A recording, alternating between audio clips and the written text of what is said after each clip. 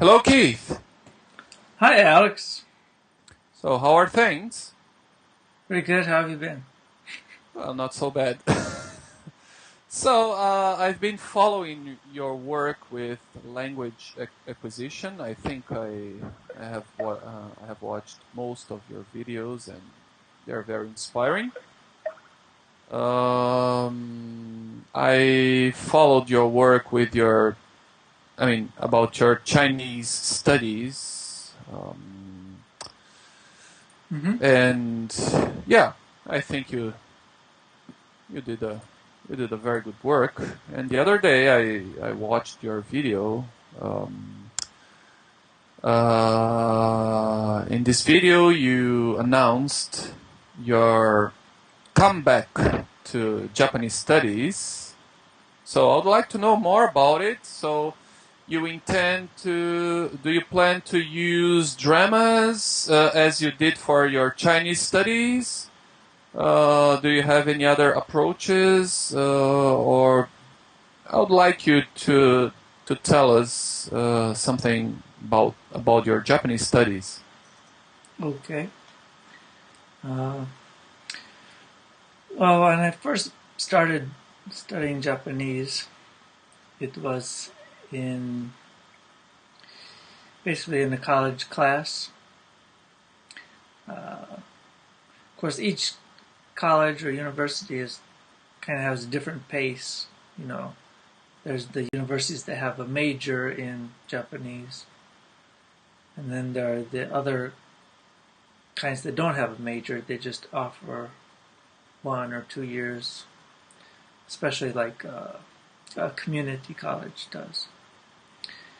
And the difference is the ones that major in Japanese, they go pretty quickly in the beginning because most of the students had already studied Japanese in high school, so they already know hiragana and katakana and can read a bit of kanji, so they go through that part really quickly.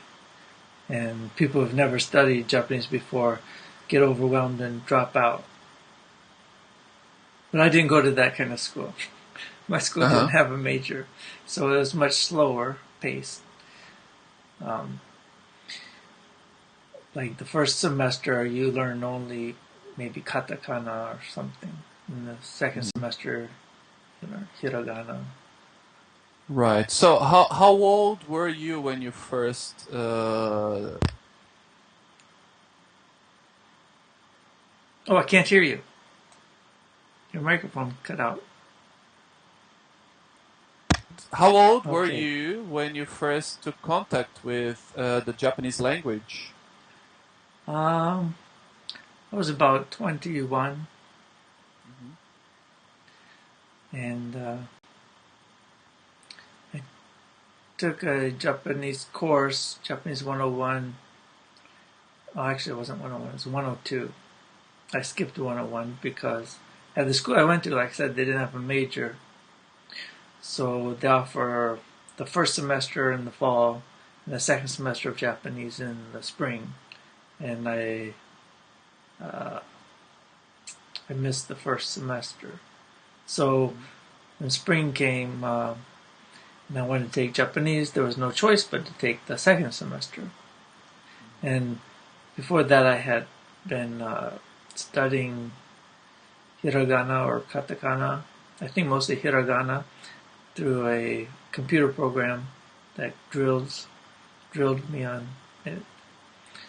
And I didn't know a lot of Japanese. Anyway, I took the 102 course, and the beginning of the course, every day at the very beginning, they reviewed a chapter from the first semester. Like they had gone through, I don't know how many, 6 or 10 chapters or whatever. So each day they just did a review of one whole chapter. And so I read through those chapters and, to prepare because they had like a quiz, I believe. So I actually learned a lot in that short period than I had learned the previous for 5, 6 months. By the way, where you used to live, Yep. where you attended this Japanese course, was there any kind of Japanese community where you could make friends and practice your Japanese?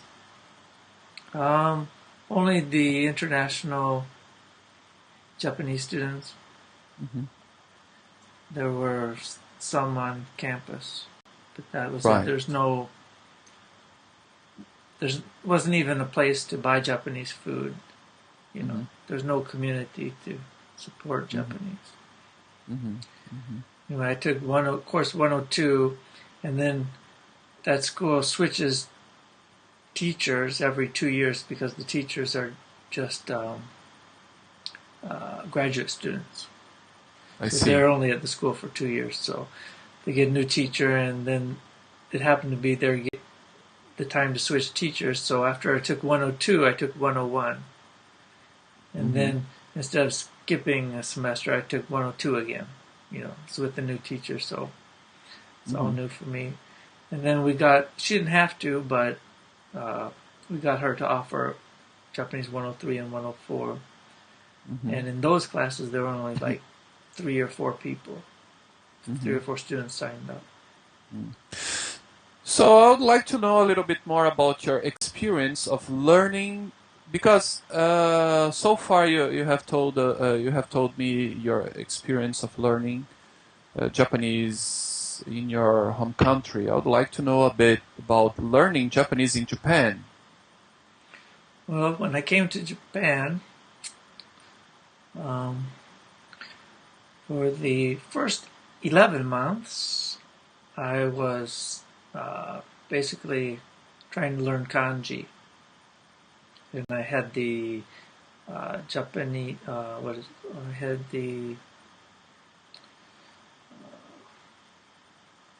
I had a book by a man, I think his name's Heisig. I'm not sure about the pronunciation, but Heisig. Right, right. I've heard about it, about this book. Yeah, I And he think it's creates 2 books, stories. Yeah, there are 2 volumes.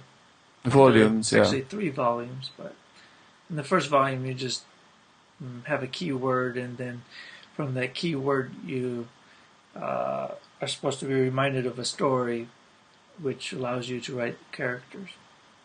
Mm-hmm. And so, I mean, I probably made improvements in the beginning, understanding and listening. I wasn't taking a course or anything, and I didn't really have any practice speaking. But Mm-hmm. I did notice my ability to understand improve. I guess for just being here, because Mm-hmm. when I very first came, um, I managed to get into a Japanese office as a kind of trial, because I didn't do good in the interview at all. But I said, hey, give me a chance, let me work here. I'll work for free for a week, and Mm-hmm. see how it would work. And so they did that, and I went to the office for 4 days. And there was this other fellow there. He was from European country. I don't remember which. And he hadn't studied Japanese before coming to Japan. I think he had been there about 8 months when I arrived. Mm-hmm. And I remember people in the office speaking to him, and he Mm-hmm. seemed to understand what they were saying. Mm-hmm. And I figured my level of Japanese knowledge was higher than his, because I had Mm-hmm. studied in school for 2 years, and he had just come there to Japan without studying and had been there for only 8 months. But he could understand what they were saying to him, and I wasn't really catching it all. That was like my almost second week in Japan.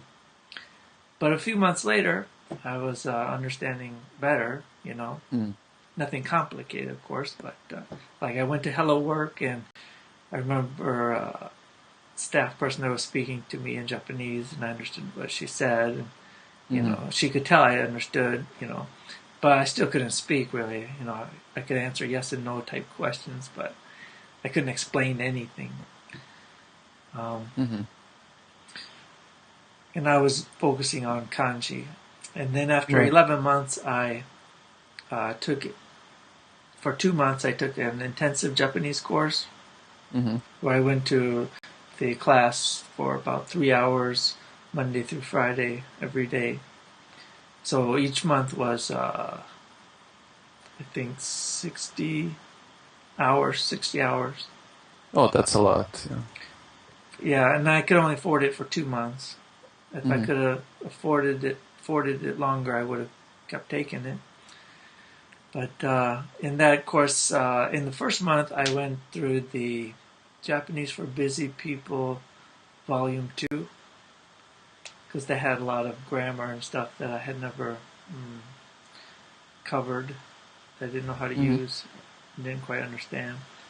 But I went through that one book in that whole month, Mm-hmm. 60 hours. Normally, uh, they go through it much, takes much longer.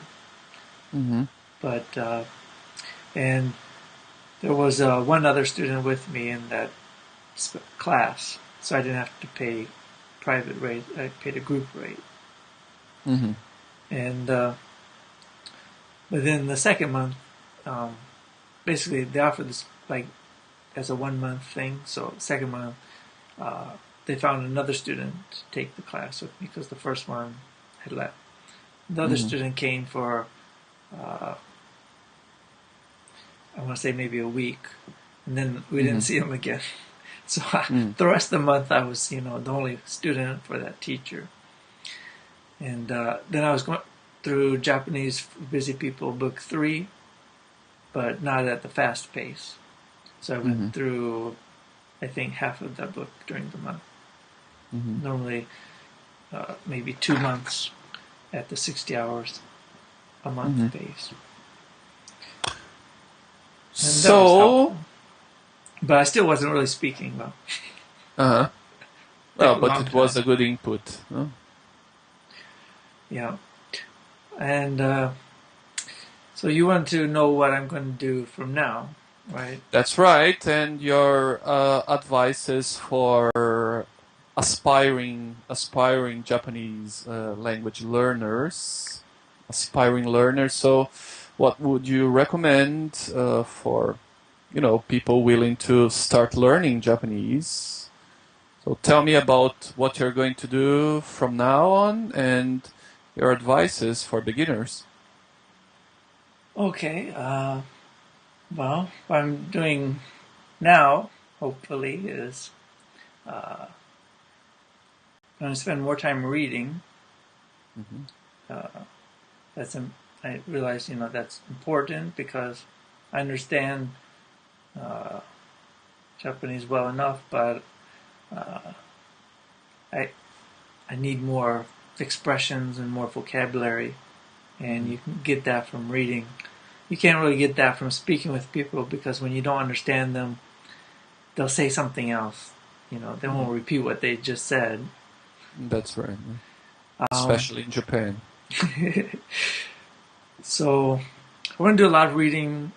Since I work here and I need to be able to read easily. I don't want to read something and say, "Oh, I have to read this. It's so much Japanese." Mm-hmm. I want to be at the point where, oh, no problem, I can read it quickly. I don't want to struggle, and the only way to Right. get there is to do a lot of reading. So, um, for listening and speaking, I think I'm gonna try to watch TV. Mm-hmm. I haven't been watching any Japanese dramas, though. I watch dramas in Chinese, but uh, I think the Japanese dramas are quite different than the Chinese dramas, and some of them are not interesting at all. Some of them, the actors are not even, I mean, they're okay, but you can tell they're acting. They're not real. great. Mm-hmm.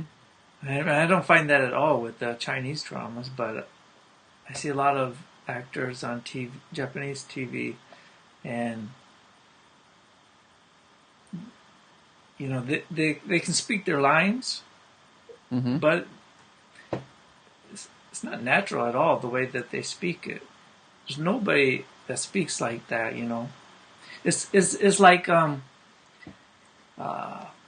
if I were to read a book in English to you, it's different than if I were just speaking with you, right? I might Mm-hmm. have a different tone and posture, Mm-hmm. and you could tell that I was reading. Even if you didn't see me, you'd be able to tell I was reading. It's that kind Mm-hmm. of difference. I see. A lot of the actors. I'm not saying all the actors are bad, but I see a lot of them that uh, they don't have the natural uh, acting skills or presentation. I mean, they're okay, but they're just not natural. And I don't know. Mm-hmm. That's makes a lot of you just if you start watching one of those dramas that just becomes uninteresting because Mm-hmm. what they're doing is not so realistic, I guess. Okay. But anyway, watching TV or dramas or anything is very good for the brain. Um, I did do I did watch some Japanese TV. When was that? Was that last year or the year before?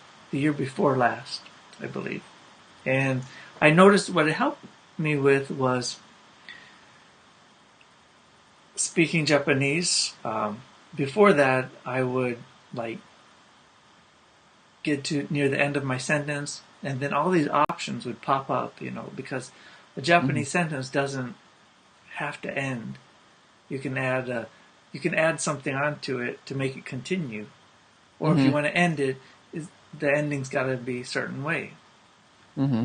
And so there are all these different options about what you can do or what you can say. And for some reason, when I was speaking, they would pop into my head, because I didn't speak really quickly either. I thinking about what I'm saying and I'm listening to myself speak, so I'm not thinking ahead at all.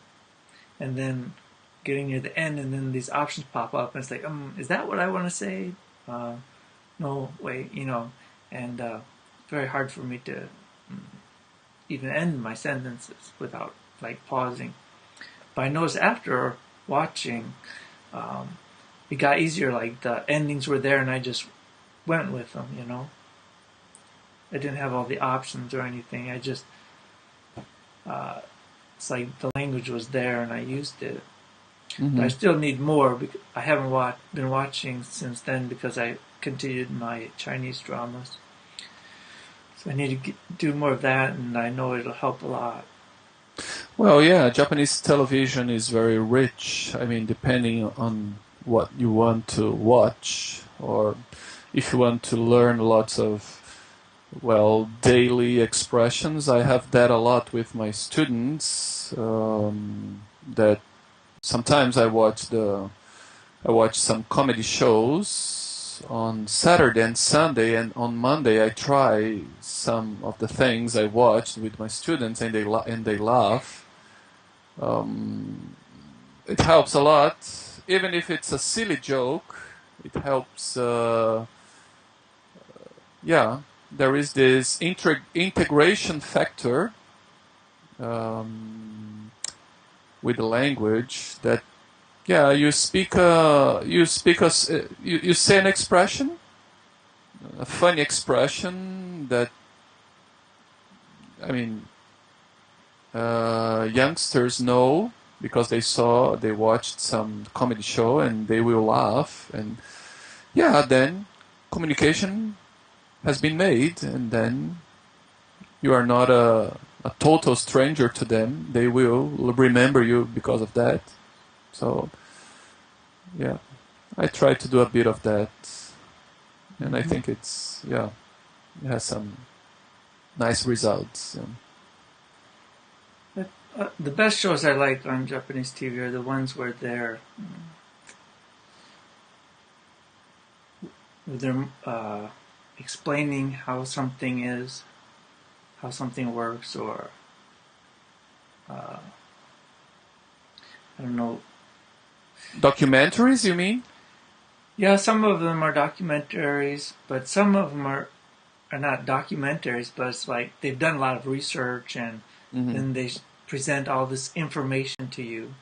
Yeah. You know, it kind of shows you never see that kind of information really on American TV, except for maybe something like the Discovery Channel.